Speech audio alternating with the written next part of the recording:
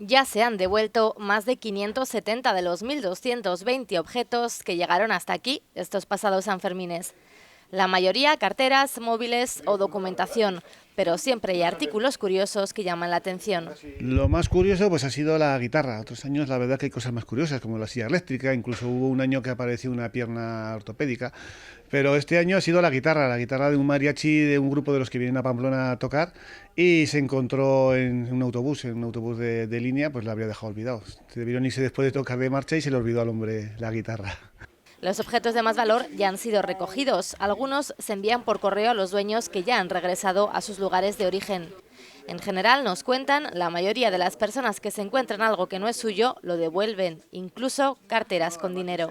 Vino un ciudadano, la devolvió, era dinero mexicano y alrededor de 1.000 euros era lo que tenía.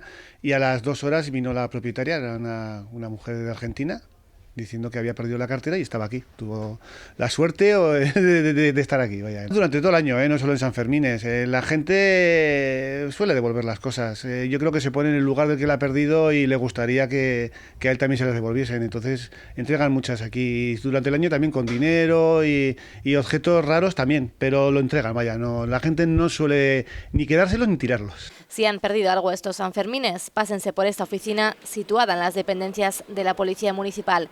Quizás tengan suerte.